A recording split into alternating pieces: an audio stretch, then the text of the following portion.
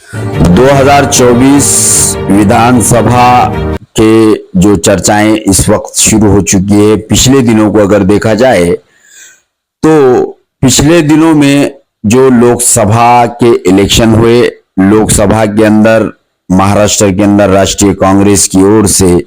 एक भी मुस्लिम चेहरा नहीं उतारा गया। इसी तरह राष्ट्रवादी शरद पवार गठ की ओर से भी एक भी चेहरा नहीं उतारा गया।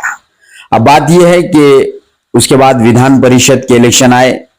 तब भी राष्ट्रीय कांग्रेस ने एक भी मुस्लिम चेहरा उतारने के बारे में महाराष्ट्र के अंदर नहीं सोचा। इसके बाद जो सिलसिला चला कि राष्ट्रीय कांग्रेस के मुस्लिम कद्दावर नेताओं के अंदर जो नाराजगी देखने को मिली, जो बरसों से राष्ट्रीय कांग्रेस के अंदर काम कर रहे हैं और इनकी इच्छा थी कि लोकसभा या फिर विधान परिषद के अंदर मुसलमानों को कहीं ना कहीं हिस्सेदारी मिलना चाहिए थी, लेकिन ऐसा नहीं हुआ। ना लोकसभा के अंदर मुसलमानों को महाराष्ट्र के अंदर राष्ट्रीय कांग्रेस ने कोई हिस्सेदारी देना चाहा, उसके बाद विधान परिषद के अंदर भी यही माहौल देखने को मिला। फिर मुस्लिम समाज के अंदर काफी नाराजगी देखने को मिली। उसके बाद राष्ट्रीय कांग्रेस के पदाधिकारियों के अंदर जो आला ओहदे पर जो बड़े पदाधिकारी सीनियर नेता है, उनके अंदर भी ये नाराजगी देखने को मिली। इस नाराजगी को लेकर अब अटकलें लगाई जा रही है कि कहीं पर चर्चा है कि राष्ट्रीय कांग्रेस को इस बार मुसलमानों ने ध्यान नहीं देना चाहिए, लेकिन ऐसा नहीं है। ऐसा भी है कि राष्ट्रीय कांग्रेस के कई पुराने जो दिग्गज नेता है वो आज भी कांग्रेस के अंदर टिके हुए हैं और उनको ये बात पर एक सोच बनी हुई है कि आने वाले 2024 के जो विधानसभा के इलेक्शन है, तो इसमें ये सोच लोगों के अंदर भी देखने को मिल रही है कि नहीं, इस बार कांग्रेस विधानसभा में 2024 में मुसलमानों को अच्छी खासी हिस्सेदारी दे सकती है और इस बार मुसलमानों को अच्छी कसीर तादाद में राष्ट्रीय कांग्रेस महाराष्ट्र में विधानसभा में उतारेंगी। ऐसी चर्चाएं आम चल रही है। अब जैसे कि हिंगोली के अंदर वसमत विधानसभा को ले लिया जाए तो यहां पर भी इच्छुकों ने अपनी इच्छा जताई है कि राष्ट्रीय कांग्रेस की ओर से जो इच्छुकों की यादी मंगाई जाती है उसमें मुनीर पटेल जो ज्येष्ठ राष्ट्रीय कांग्रेस के पुराने नेता है और पूरी उम्र राष्ट्रीय कांग्रेस के अंदर डाल दी इन्होंने, और इस बार राष्ट्रीय कांग्रेस को वसमत विधानसभा से उम्मीदवारी देने की बात उन्होंने जो वहां पर जो अर्ज दिया कि इस बार उन्हें मैदान में उतारा जाए राष्ट्रीय कांग्रेस की ओर से वसमत विधानसभा के लिए।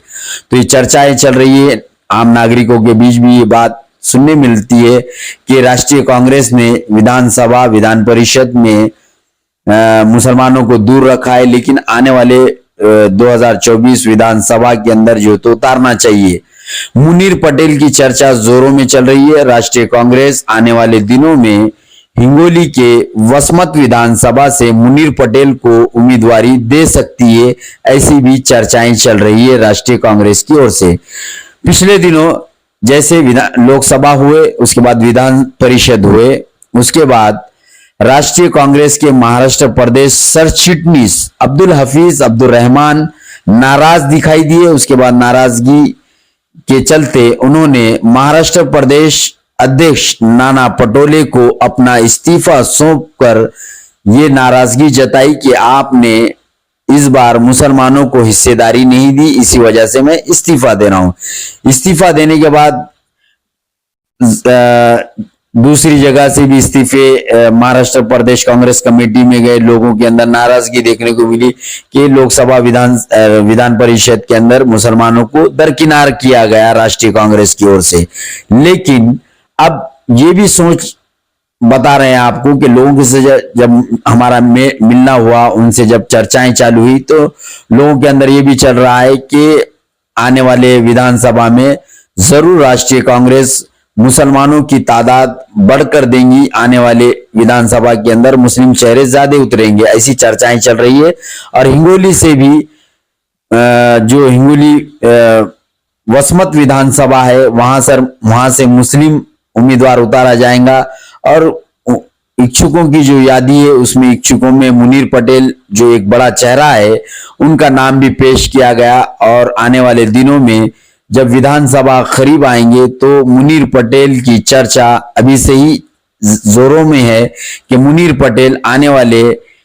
विधानसभा में राष्ट्रीय कांग्रेस के की ओर से वसमत विधानसभा के लिए उम्मीदवार हो सकते हैं।